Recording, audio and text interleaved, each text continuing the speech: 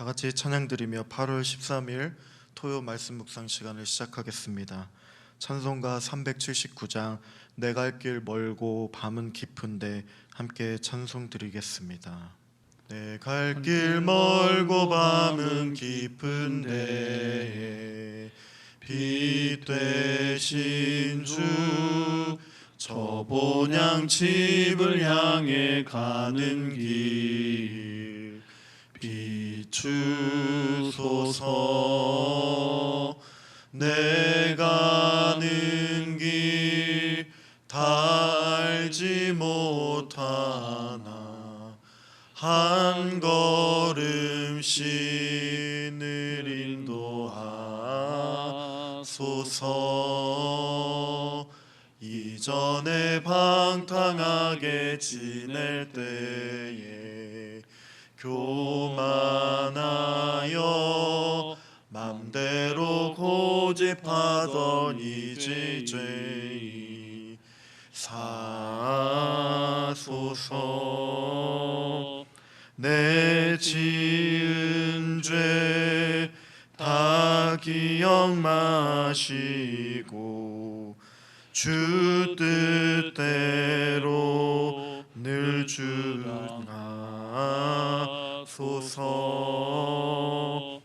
이전에 나를 인도하신 주 장래에도 내 앞에 험산 줄령 만날 때 도우소서. 밤 지나고 저 밝은 아침에 기쁨으로 내 주를 만나리. 아멘. 살아계신 하나님, 주님의 은혜에 감사를 드립니다. 하나님께서 함께하여 주셔서 하나님의 인도하심을 따라 살아갈 수 있도록 우리의 생명을 인도하여 주신 하나님 높여드리며 찬양합니다. 날마다 우리의 마음을 다하여 주님께 영광 돌리며 찬송하는 삶을 살아갈 수 있도록 도와주시고, 주께서 허락하여 주신 그 놀라우신 은혜를 사모하는 마음으로 주님의 그 빛 되심을 바라보며 나아가는 우리의 인생이 되어질 수 있도록 인도하여 주셔서 언제나 기쁨으로 주님을 만날 것들을 기대하며 사모하며 살아갈 수 있도록 주여 우리의 삶을 다스려 주시고 붙들어 주시옵소서. 주님 감사를 드립니다. 주님을 찬양합니다. 존귀하신 예수님의 이름으로 기도드립니다. 아멘. 계속해서 묵상할 하나님의 말씀은 레위기 24장 1절부터 23절의 말씀을 한 절씩 교독하며 나가겠습니다. 여호와께서 모세에게 말씀하여 이르시되 이스라엘 자손에게 명령하여 불을 켜기 위하여 감람을 찌어낸 순결한 기름을 네개로 가져오게 하여 계속해서 등잔불을 켜둘지며 아론은 회막안 증거계 회장 밖에서 저녁부터 아침까지 여호와 앞에 항상 등잔불을 정리할지니 이는 너희 대대로 지킬 영원한 규례라. 그는 여호와 앞에서 순결한 등잔대 위에 등잔들을 항상 정리할지니라. 너는 고운 가루를 가져다가 떡 12개를 굽되 각 덩이를 10분의 2 에바로 하여 여호와 앞 순결한 상 위에 두 줄로 한 줄에 6씩 진설하고 너는 또 정결한 유향을 그 각 줄 위에 두어 기념물로 여호와께 화제를 삼을 것이며 안식일마다 이 떡을 여호와 앞에 항상 진설할지니 이는 이스라엘 자손을 위한 것이요 영원한 언약이니라.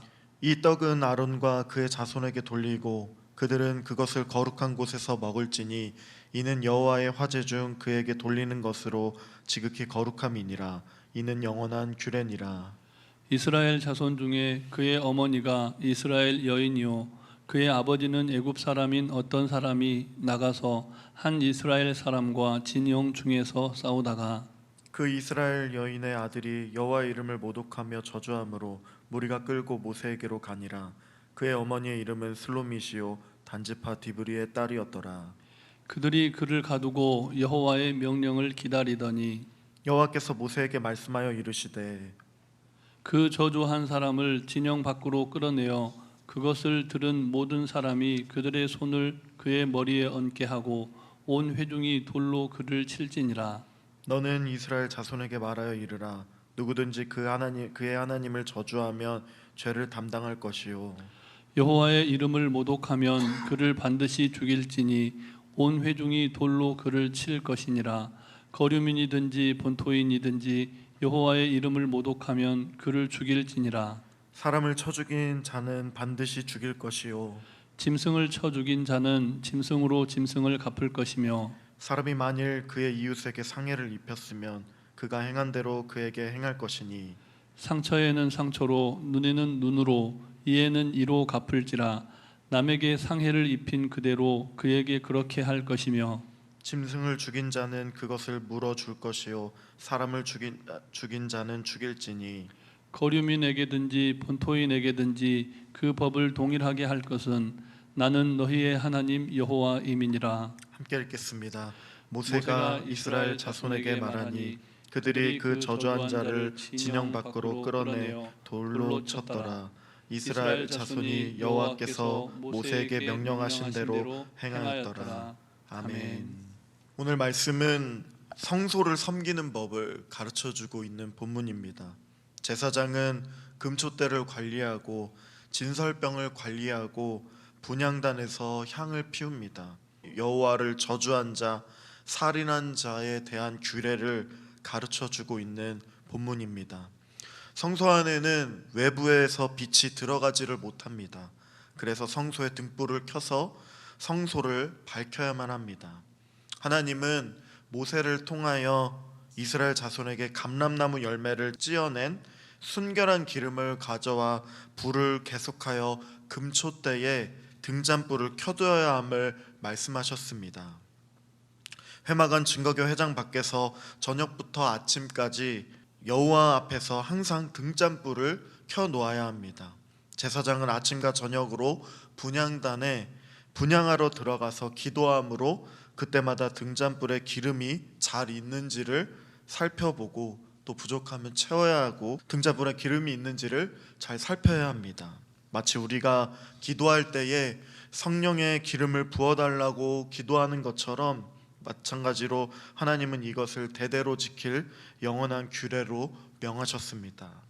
제사장은 여호와 앞에서 순결한 등잔대 위에 등불을 저녁과 아침으로 항상 점검해야 하는 것처럼 우리도 항상 예수님을 그리스도로 고백하고 그 말씀 가운데 순종하는 삶을 살아야 합니다. 우리는 예수 그리스도의 등불, 그 진리의 등불을 밝히는 인생을 살아야 합니다. 5절부터 8절까지의 말씀을 한 절씩 교독하겠습니다. 너는 고운 가루를 가져다가 떡 12개를 굽되 각 덩이를 10분의 2 에바로 하여 여호와 앞 순결한 상 위에 두 줄로 한 줄에 6씩 진설하고 너는 또 정결한 유향을 그 각 줄 위에 두어 기념물로 여호와께 화제를 삼을 것이며 안식일마다 이 떡을 여호와 앞에 항상 진설할지니 이는 이스라엘 자손을 위한 것이요 영원한 언약이니라. 아멘. 이스라엘 자손은 고운 가루로 떡 12개를 각 덩이 10분의 2 에바로 굽고 여호와 앞 순결한 상 위에 두 줄로 한 줄에 6개씩 떡을 진설합니다. 그리고 정결한 유향을 그 떡줄 위에 각각 두어서 기념물로 여호와께 태워드려서 화제로 삼아야 합니다. 이 향은 떡 전부를 하나님께 바치는 정성의 표시로 주께 바치는 제물이 됩니다. 안식일마다 이전에 떡을 치우고 떡을 항상 새롭게 진설해야 하는 것입니다. 떡을 진설하는 것은 이스라엘 자손을 위한 것이고 또 영원한 언약이라 합니다. 하나님은 생명이 떡이 되셔서 이스라엘을 먹여주셨습니다. 예수님은 십자가의 죽으심으로 우리에게 살과 피를 내어주셨습니다. 예수님은 내 살은 참된 양식이고 내 피는 참된 음료라고 하였습니다. 우리는 예수님의 그 떡이 내 안에 있는지 매 주일마다 살펴봄으로써 주님을 바라보는 인생을 살아가야 할 것입니다. 9절 말씀에서 이 떡은 아론과 그의 자손에게 돌리고 그들은 그것을 거룩한 곳에서 먹을 것이라고, 또 이 떡은 거룩한 제사장이 거룩한 곳에서 먹어야 한다고 말하고 있습니다. 이스라엘 백성이 다 이 떡을 먹어야 하는데 제사장이 대표적으로 먹는 것입니다. 이것은 여호와께 드리는 화제 중에 제사장에게 돌리는 것으로 지극히 거룩한 떡입니다. 다윗은 제사장이 아니었지만 그러나 이 진설병을 먹었습니다. 또 신약시대의 바리새인들이 이 말씀으로 제자들의 밀 이삭을 비벼 먹은 것을 고발하자 예수님은 다윗을 예를 들면서 제자들을 변호하셨습니다. 10절부터 12절의 말씀도 한 절씩 교독하겠습니다. 이스라엘 자손 중에 그의 어머니가 이스라엘 여인이요 그의 아버지는 애굽 사람인 어떤 사람이 나가서 한 이스라엘 사람과 진영 중에 싸우다가 그 이스라엘 여인의 아들이 여호와의 이름을 모독하며 저주함으로 무리가 끌고 모세에게로 가니라. 그의 어머니의 이름은 슬로미시요 단지파 디브리의 딸이었더라. 함께 읽겠습니다. 그들이 그를 가두고 여호와의 명령을 기다리더니. 아멘. 이스라엘 어머니와 애굽 아버지 사이에 태어난 한 사람, 그는 이스라엘 사람과 진영 중에서 싸우는 이 상황 가운데 그 이스라엘 여인의 아들이 여호와의 이름을 모독하고 저주를 하는 것이었습니다. 우리가 그를 끌고 모세에게로 가서 이스라엘 사람들은 그를 가두고 여호와의 명령을 기다리는 것입니다. 16절 말씀을 보면 여호와의 이름을 모독한 자는 그를 반드시 죽여야 한다고 말씀하고 있습니다. 그때 여호와께서 모세에게 말씀하셔서 여호와를 저주하는 말을 들은 모든 사람이 그 사람의 머리에 손을 얹고 그리고 모든 회중들이 그 사람에게 돌을 던져서 죽여야 한다는 것입니다. 누구든지 하나님을 저주하는 자는 어떤 이유에서든지 사형을 당한다 합니다. 그 이후로 또 계속된 말씀이 나오는데 동해복수법이라는 이 내용들이 나옵니다. 17절부터 22절까지의 이 말씀을 보면 살인한 자는 반드시 사형을 당합니다. 사람의 생명은 하나님의 형상대로 된 존귀한 자입니다. 그들이 남의 생명을 빼앗았으니 자신의 생명으로 갚아야 한다는 것입니다. 짐승을 쳐 죽인 자는 짐승으로 물어주고 이웃에게 상해를 입혔다면 그 행한 대로 행해야 한다는 것입니다. 상처에는 상처로, 눈에는 눈으로, 이에는 이로 갚아야 합니다. 남에게 피해를 입힌 그대로 그렇게 해야 한다는 것입니다. 동해복수법이라는 이 구조에는 어떤 사람에게 피해를 입혔으면 정당한 보상을 해줘야 한다는 원리를 가르쳐 주는 것입니다. 또 피해자는 복수할 때 지나치게 복수해서도 안 된다는 원리를 동시에 가르쳐 줍니다. 이것이 하나님의 공의의 핵심이며 공평의 원리임을 가르쳐 주고 있습니다. 때로는 눈에는 눈이라는 이 표현이 매우 원시적인 것처럼 사용되기도 합니다. 그러나 이 규례에는 단순히 복수를 하라는 의미가 담겨져 있는 것이 아닙니다. 먼저 동해복수법은 개인이 행하는 것이 아니라 공동체가 행하는 징계라는 것입니다. 개인적으로 받은 상해에 대해서 보복하는 것이 아니라 지은 죄에 대하여 그에 상응하는 징계를 준다는 것에서 질서가 요구되는 법이 없고 개인의 무분별한 복수나 받은 것보다 더 심한 행위가 되게 하는 것을 방지하는 효과를 가져다 주는 것입니다. 또한 이것은 매우 공평한 규례입니다. 돈이 많던 적던, 지위가 높던 낮던 상관없이 자신이 지은 잘못에 대하여 징계를 받아야 했고 또 자신이 피해를 받으면 그에 대한 보상을 받을 수 있기 때문입니다. 마지막으로 이 규례는 예방 차원의 규례라고도 볼 수 있습니다. 자신의 행한 만큼 벌을 받아야 한다는 분명한 규칙이 있기 때문에 범죄를 미리 예방할 수 있고 또 절제할 수 있도록 그런 효과를 준다고 할 수가 있는 것입니다. 그런데 예수님께서는 이 말씀을 언급하시면서 놀랍게도 하나님의 백성들은 이제 동해복수법대로 살면 안 된다고 말씀하십니다. 예수님에 의해 사랑의 법으로 완성이 되어짐을 말씀하셨습니다. 죄악된 세상의 법칙은 내게 잘못을 하면 10배로 복수하는 것이 당연하다면 율법의 규례는 죄에 대해 책임을 통해서 죄를 예방하고 정의가 실현되는 것에 있다 할 수 있지만, 그러나 예수님께서는 사랑의 법으로서 원수까지도 사랑할 수 있도록 그 사랑을 통하여서 하나님의 은혜와 사랑을 전하는 것으로 완성되는 법을 선포하셨습니다. 왜냐하면 하나님은 우리에게 그렇게 하셨기 때문입니다. 율법을 주셔서 율법을 어긴 자는 죽음에 이르는 형벌이 있다 했지만, 우리를 사랑하셨기에 그리스도를 통해 그리스도를 보내어 주셔서 우리를 살려주셨고, 그리고 우리를 구원해 주셨으며 사랑의 법으로 완성하셨기 때문입니다. 우리는 어쩌면 동해복수법적인 삶으로만으로도 구별되게 살아갈 수가 있습니다. 그러나 하나님의 나라는 정의보다 더 높은 사랑으로 완성되어져 가는 것임을 기억하며 오늘 우리의 삶이 주님이 주신 사랑으로 가득하기를 소망합니다. 아멘. 함께 말씀을 의지하며 기도하며 나가겠습니다.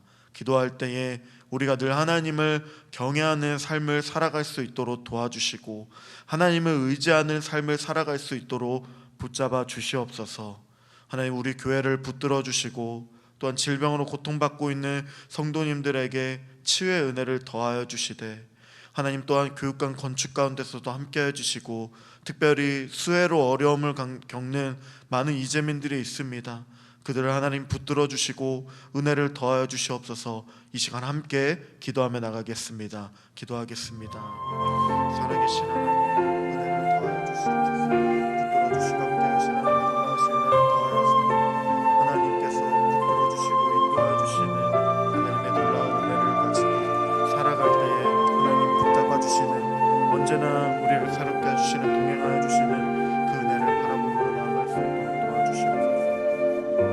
성서로 섬기는 법을 가르쳐 주시고, 또한 하나님 아버지여 동해복수법으로 여호와를 저주한 자에 대한 또한 하나님 동해복수법을 가지고서 이 땅을 살아가는 것에 있어서 율법을 준 그 하나님을 마음을 이제 더 깨달아 알 수 있도록 도와주시고, 우리의 소망이 하나님께 있음을 고백하며 하나님이 우리를 새롭게 살려주시고 은혜를 더하여 주시고 우리를 사랑하셨기에 사랑의 법으로 우리를 건져내어 구원하여 주신 은혜를 또한 기억하며 살아갈 수 있도록 주여 붙들어 주시고 인도하여 주시옵소서.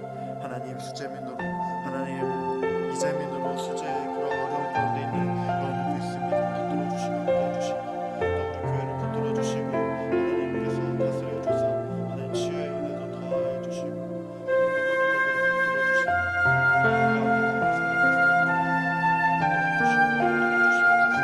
이 모든 말씀 예수 그리스도의 이름으로 기도드립니다. 아멘. 살아계신 하나님, 말씀을 통하여서 서로를 섬기는 법을 알려주시고 또 율법을 통하여 하나님 우리가 어떠한 삶을 살아가야 될지를 말씀하여 주심에 감사를 드립니다.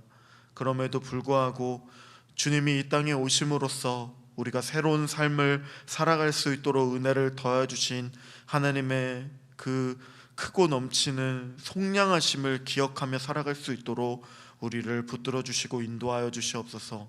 주님께서 우리와 항상 함께 하심을 통해 우리의 삶 가운데 정의가 살아있는 거룩한 자녀들이 될 수 있도록 주님 붙들어 주시고 그러한 삶을 살아갈 수 있도록 도와주셔서 우리에게 잘못한 자에 대하여서도 주님이 주신 용납과 사랑의 마음을 품을 수 있도록 은혜를 더해 주시고 능력도 더하여 주시옵소서.